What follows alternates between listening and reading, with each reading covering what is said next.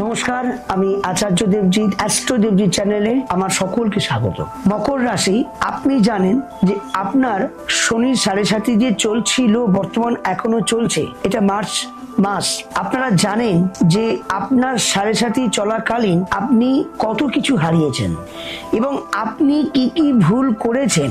আপনাকে শনিদেব ভালো করে কানে, মাথায়, শরীরে বলে না ঠুসে ঠুসে কিছু ভরে দেওয়া, তো ঠুসে ঠুসে ভালো করে আপনাকে ভরে ভরে বুঝিয়ে দিয়েছে যে শনির 7.5 চলাকালীন আপনার জীবনে কত দুঃখ কষ্ট ভোগ করেছেন এবং কিছু ইল্লিগাল জাতীয় কিছু কাজ করেছেন, তার ফলে আপনাকে ঠুসিয়ে ঠুসিয়ে যন্ত্রণা হাজার একটা দিয়েছে। আমরা জানি রবির পুত্র হচ্ছে শনিদেব। শনিদেব কর্মদাতা, তিনি মিথ্যে কিন্তু একদম ভালোবাসেন। কয়েকটা ভুলের জন্য সে কিন্তু তার বাবাকেও ত্যাগও করেছেন। তাই তো পিতা পুত্রের দুজনেই অ্যান্টি, মানে শনি আর রবি দুজনেই অ্যান্টি। তো সুতরাং এই পিতা পুত্রের মিল নেই, এটা মাথায় রাখতে হবে। এবং যাদের মকর রাশি, যারা 7.5 চলাকালীন যারা যারা কোনো ইল্লিগাল জাতীয় কোনো কাজ করেছেন, কোনো মানুষকে কর্ম দেখিয়ে তাকে ঠকিয়েছেন, কাউকে চিটিং করে হ্যারেস করেছেন, তারা তো পদে পদে বুঝতে পেরেছেন। এবং এই যে 7.5 বছর আপনি কভার করে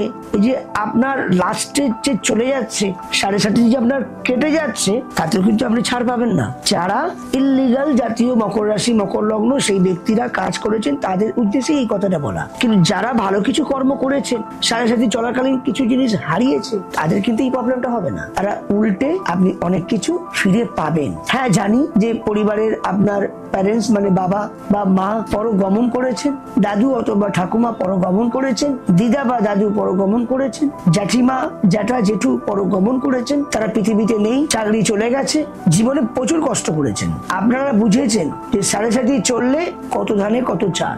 আপনারা জানেন যে 7.5 চললে কত কষ্ট পেতে হয়, কারণ শনির ঘরে থাকে। কারণ শনি তো সব থেকে স্লো প্ল্যানেট। আমাদের 12টা রাশি, 9টি গ্রহ, 27টা নক্ষত্র, তার মধ্যে শনি একমাত্র হলো এক ঘরে থেকে এক ঘরে যেতে আড়াইটা বছর লাগে। টোটাল 2.5 বছর লাগে একটা ঘর থেকে একটা ঘরে যেতে, যেটা 9টি গ্রহের মধ্যে কোনো গ্রহ এত লং টাইম নেয় না।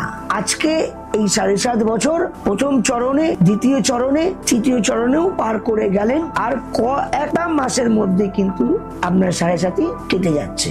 এই কেটে যাওয়ার ফলে কিন্তু আপনারা বুঝতে পারছেন, যারা সত্যি প্রকৃত ভালো মানুষ, তারা বুঝতে পারছেন কিছু ভালো ভালো খবর আসছে এবং আপনাকে চিনিয়েছে কে আপনার শত্রু, কে আপনার মিত্র, অর্থাৎ কে আপনার আপন, কে আপনার পর। কারণ মাথায় রাখবেন, ইনি কিন্তু কর্মদেবতার ফলের মালিক। আর শনির 7.5 কেটে যাওয়ার সাথে সাথে আমি এটাও দেখেছি, আমি একটা ছোট করে গল্প বলি। বৃশ্চিক রাশি তো 7.5 অনেক আগে কেটে গেছে। তো আমি একটা ক্লায়েন্ট পেয়েছিলাম, 7.5 কেটে যাওয়ার পর 3 মাসের পর দেখা গেল তার মা মারা যান। 7.5 কেটে গেছে কিন্তু মা মারা গেছেন। এটা তো কেটে যাবার কথার সঙ্গে তো অত দুর্ঘটনা ঘটে যেত না, কারণ 7.5 মধ্যে সে ভোগ করলো, তখন মা মারা গেল না। অথচ 7.5টা কেটে গেছে, তারপর 3 মাস পর মারা যায়। কারণ কেন? যে নক্ষত্রতে সে সময় ছিল, সেই নক্ষত্র তো চেঞ্জ হয়নি। শনিদেব বেরিয়ে গেলে কি হবে? নক্ষত্র যায়নি। নক্ষত্র তো ছিল হয়তো 45 দিন ছিল কি 2 মাস ছিল, নক্ষত্রটা তো চেঞ্জ হয়নি। এই নক্ষত্র চেঞ্জ না হওয়ার ফলে 7.5 কেটে গেছে, কিন্তু প্রভাবটা লাস্টে মেরে দিয়ে চলে গেল, দুর্ঘটনা স্বীকার করে দিল। এটা হতো না, কিন্তু ওনার কর্ম কিন্তু নেগেটিভ ছিল।